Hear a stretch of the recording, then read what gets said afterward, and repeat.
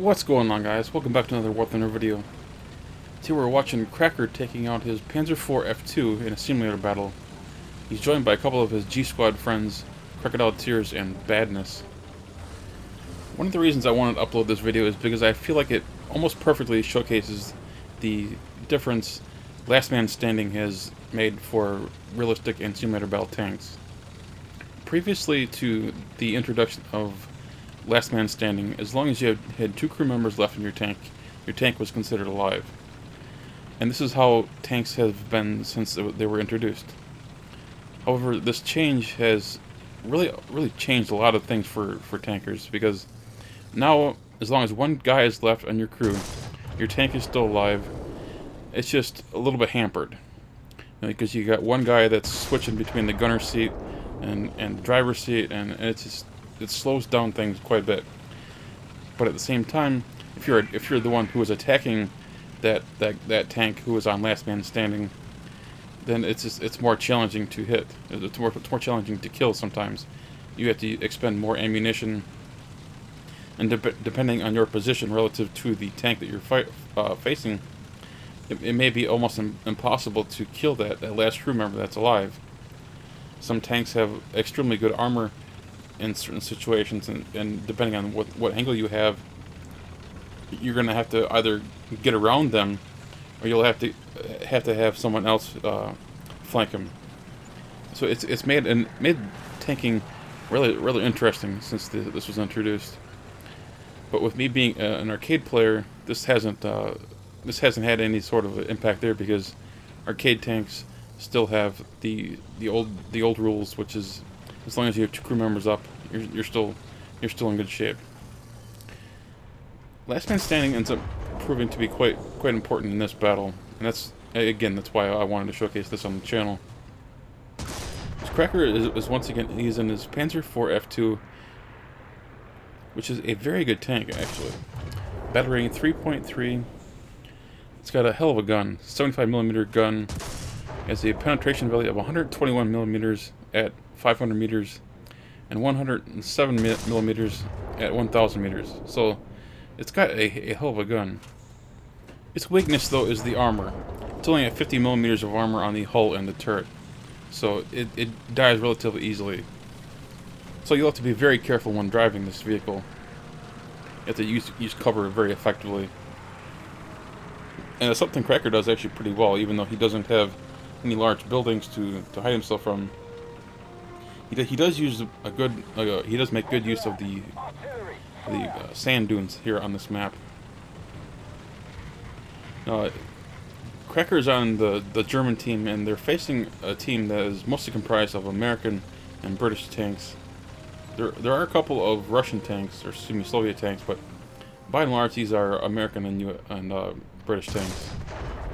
Got a nice little side shot on the Sherman there. A couple of hits into him, but unfortunately couldn't finish him off. Crusader, meanwhile, manages to squeeze past him because of his speed. Actually, I think the Sherman just bailed out of his tank because he was so badly damaged. But the Crusader managed to sneak past because not only because of his speed, but because of his low profile. There are quite a few of the early British tanks that have a low profile that allows them to almost sneak around on this map, because they're able to, if they take just the right avenue, they're able to get around dunes and get around enemies. This particular Crusader wasn't so fortunate, however. Crackers managed to put two shots into him, as he was quite easily spotted because he was traveling along with that M10. The M10, however, was fast enough that he can get around that dune, so Cracker has to be wary of being flanked to his right, so you can see him turning this way just to be on the safe side. Now, for those of you who aren't familiar with simulator battles, this is the normal view, the one that you're seeing here. You don't get the third-person view that you do in arcade or realistic battles. So this is not some camera glitch or anything like that. This is how you view the action in sim. Of course, you don't get the name markers above tanks. That's something that's only exclusive to arcade. This is just something that I left on because it helps not only myself but also you see what is going on the battlefield. I don't want you guys to have to squint your eyes to see where the tanks are. Here's the M10 that sneaked past Cracker earlier. He wasn't able to sneak past him again. You see, Cracker uses the dunes as an elevation advantage. He's able to see over some of the other dunes. And off here to the right, he's got a British Crusader. He was the one that was able to get away by retreating earlier. It ain't gonna work this time, Sunshine.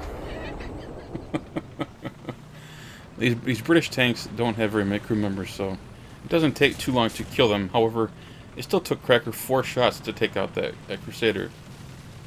And when you're playing simulator battles, you can't go back and you know, you don't want to go back to your spawn and rearm yourself.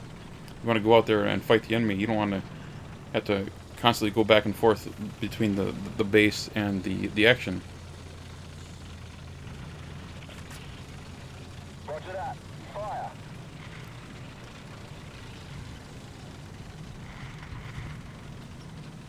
I have expected somebody to be over here behind where Cracker is and sniping from over there by those rocks, but much to my surprise, no one's over there. There is, however, one over here. Yeah, one of many Shermans on this map, and he really was that over him. that was like my aiming. That was terrible. Second shot, however, was right on the money. Got his engine on fire. He's trying to retreat.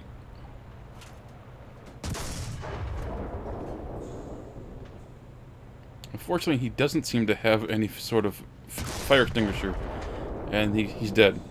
That's one of the biggest problems with tanks is that in War Thunder, when you research a tank, unless you use Golden Eagles to unlock it, you don't get the use of a fire extinguisher.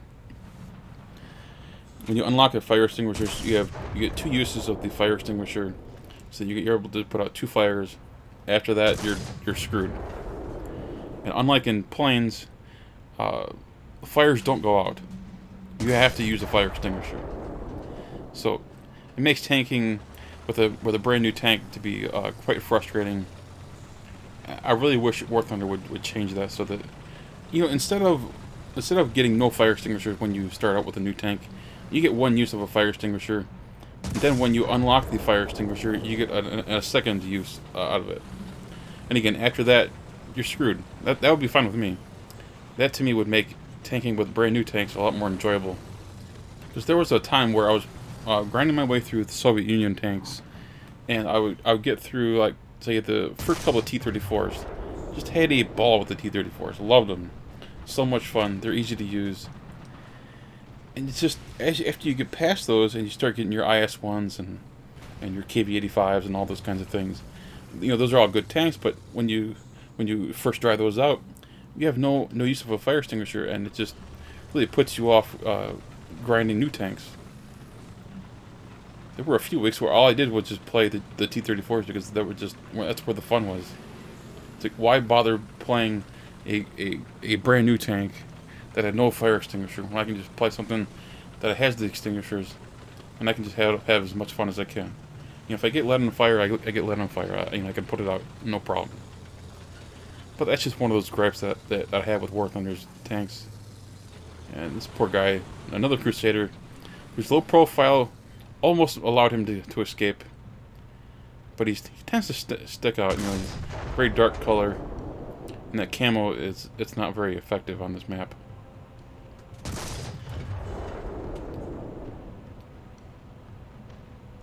I think his tracks, more than anything, gave him away, because they're so dark compared to everything else. But yet again, 3 shots it took to take out that Crusader because of the last man standing. Excuse me. Now, if you notice at the top, the red team has decided to cap B. So Cracker, low on ammo, has decided to head back to B. Now, the reason I know that he's low on ammo is I watched him play this live on his Twitch stream. If you're not familiar with his Twitch stream, I'll put a link to it in the video description below. I recommend checking it out. He usually streams a couple times a week, just depending on his schedule. He recently moved, so he's He's not been able to stream every day like he wants to, I know, but he still streams quite often. Simulated tanks and even does realistic tanks and sometimes even realistic air battles. So if you want to watch him play, I'd recommend going over there and checking him out. He's often flying or tanking with some of his Gsquad teammates. But again, getting back to the action here, Cracker's headed back to Bravo, but he's got an ammo situation. At the bottom of the screen, it shows that he has 30 rounds of ammunition. This is a replay system bug. 30 rounds is how much he took initially. In reality, he's down to just 1 round.